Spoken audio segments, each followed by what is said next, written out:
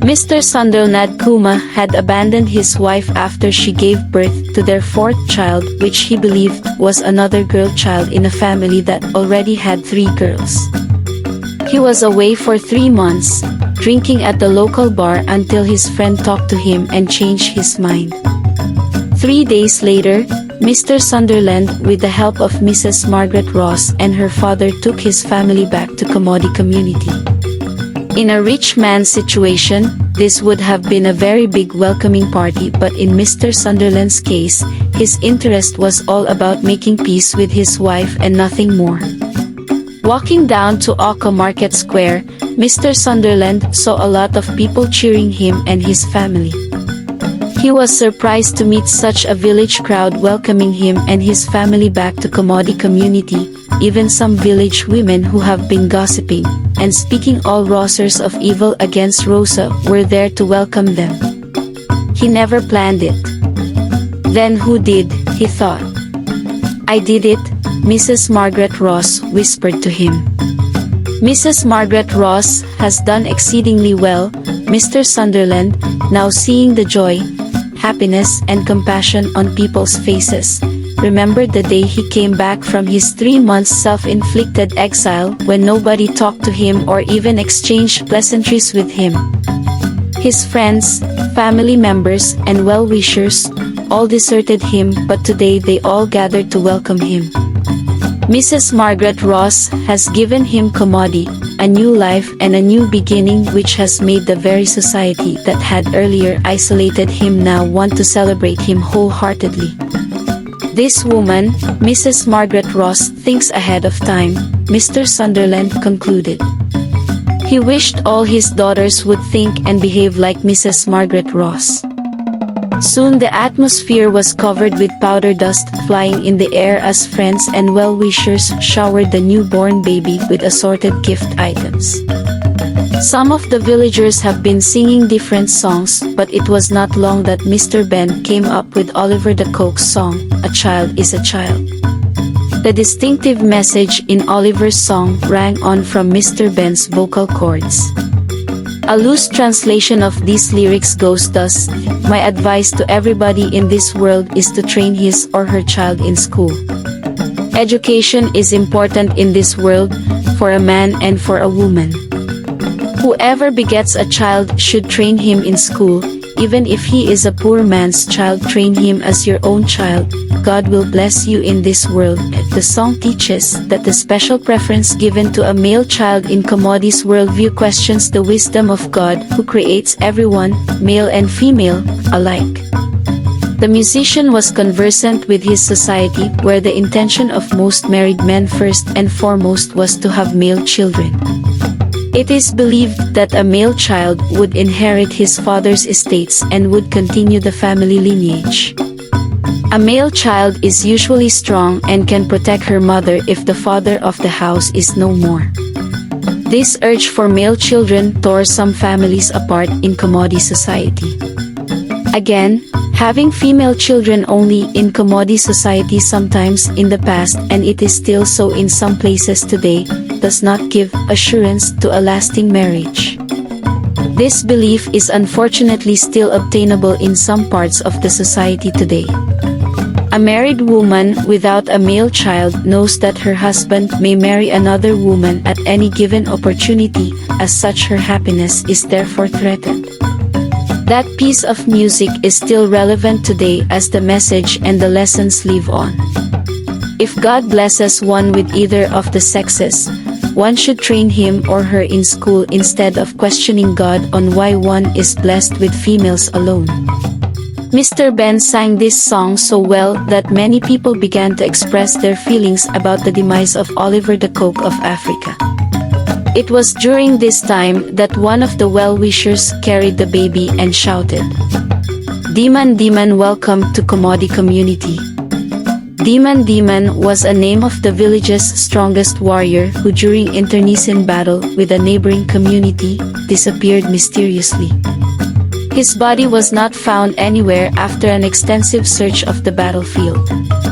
This was one of the village's legendary stories. He has become a great man in the history of the Komodi community and would soon become a legend of his people. Hearing this name mentioned, the villagers shouted on top of their voices, "Demon, demon," to them. This name is synonymous with a great force to reckon with. Whenever it is mentioned, everybody knows that a great man has been born. Mr. Sunderland Kuma could not comprehend the implication of the joyful encomiums and praises about the newborn baby. He was not too sure of the name he heard. Slowly he approached his last child only to confirm that it was a baby boy. The identity of the child had been kept secret all the while just to reveal the evil in the hearts of men. Celebration continued. Rosa quietly whispered to Mr. Sunderland Kuma, "At last, Chinaka, God blessed us with a male child." Mr. Sunderland Kuma was dumbfounded. All the while, he thought that Rosa gave birth to a baby girl. He had been the shadow of himself. He had thought that Rosa could only give birth to female children. He was not that proverbial patient dog that eats the fattest bone. He has met his dark afternoon. Overwhelmed with the burden of the present and tormented by the ugly past, Mr. Sunderland Kuma moved hysterically out of the environment as if he was about greeting a friend he had not seen over the years. All his previous encounters with his friends, Mrs. Margaret Ross and Rosa, flashed through his mind like motion pictures in a sequential pattern. Having fallen to Mr. Ben's lies that his wife gave birth to another female child, he felt he was a fool for not having seen his own child with his own eyes before jumping into conclusion.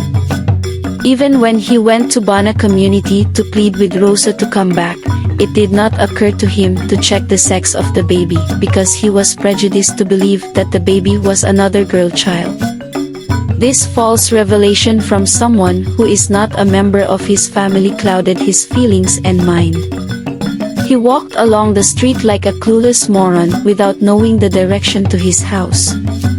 His disconnection with his immediate environment made him oblivious of an approaching tipper lorry with brake failure which knocked him down. Mr. Sunderland Kuma is dead, reported Gabby, son of Mrs. Margaret Ross at the Aka Market Square. Celebration turned into lamentation. Everybody rushed to the scene of the calamity. Some women, including Mrs. Margaret Ross, held Rosa back. Arriving at the rural road of Komodi community, Mr. Ben saw the lifeless body of his friend he had advised to go back to his family. People watched the motionless body of Mr. Sunderland Kuma with mixed feelings. Remembering what he had done by abandoning his family to no one's care, some people believed that Mr. Sunderland Kuma deserved to die. They believed that his death would serve as a lesson to others.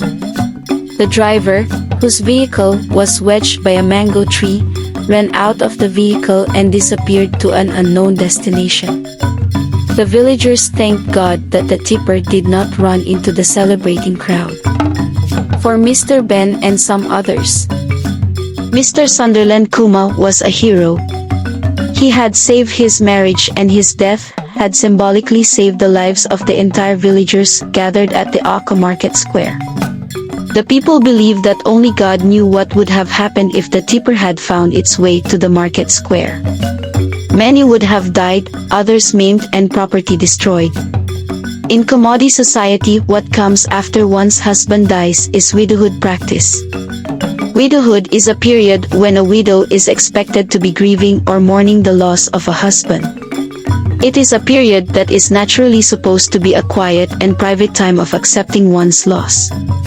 However, in Komodi culture, it was a period of agony, anxiety, pain, and insecurity.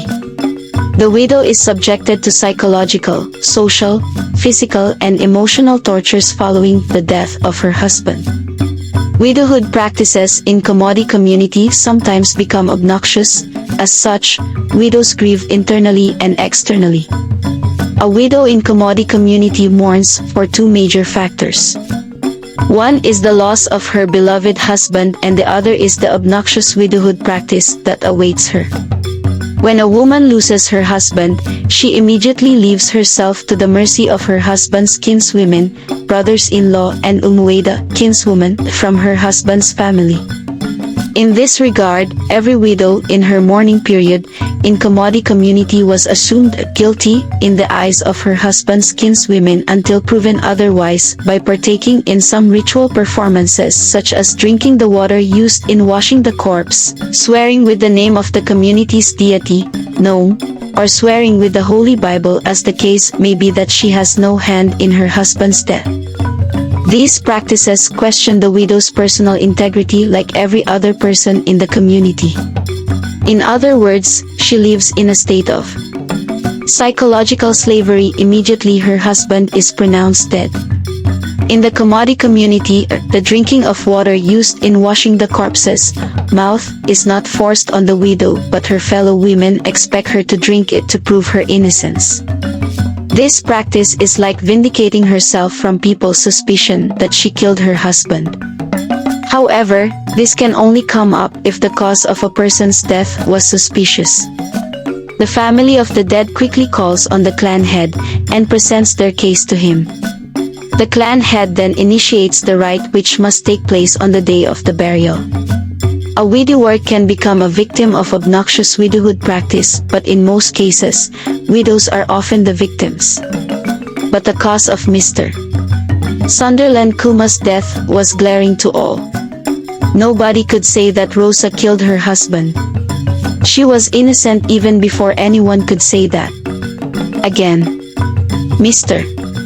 Sunderland Kuma was not rich, hence, family members, in-laws, well-wishers and kinswomen would not fight for his wealth. In Mr. Sunderland Kuma's society, the widow was made to suffer because of her social background. If she was from a rich home, then her accusers would have to be very sure of their allegations. Ulterior motive was another factor. The accuser might have interest in the dead man's property and would call on other members of his clan to support his or her cause by promising each of them what he or she stood to gain if they succeeded. If the dead man was extremely rich, his brothers and sisters would grow jealous over his wealth and fashioned out ways to stop the widow from enjoying her husband's wealth. Rosa did not fall within any of the above-mentioned categories. She was just a widow who would suffer greatly to train her children all alone. Mr. Sunderland Kuma had no other family member other than Rosa. Rosa, on the other hand, had no other family member other than Mr. Sunderland Kuma. So, Mr. Sunderland Kuma's kinsmen buried their brother without any prejudice, bigotry and injustice meted out on Rosa, the poor widow. Thereafter, none of them offered to help Rosa and her children. Months passed, Mr. Sunderland Kuma was buried, Rosa and her children returned to Bana community, Mrs. Margaret Ross's birthplace to continue with life's struggles. She visited her husband's homestead from time to time to farm there just as Mrs. Margaret Ross, who had lost her own husband to the cold hands of death, did with her son, Gabby. She was no longer the same beautiful and cheerful Rosa after Mr. Sunderland Kuma's death. Fate had dealt with her, but looking at the little demon Kuma, she was consoled that she had a son who would one day grow up to become a man and answer his father's name. The task before her was how to raise 4 children all alone with little or no resources left by Mr. Sunderland Kuma. Please like and subscribe to African Educative Tales for more educative stories. Thank you for watching.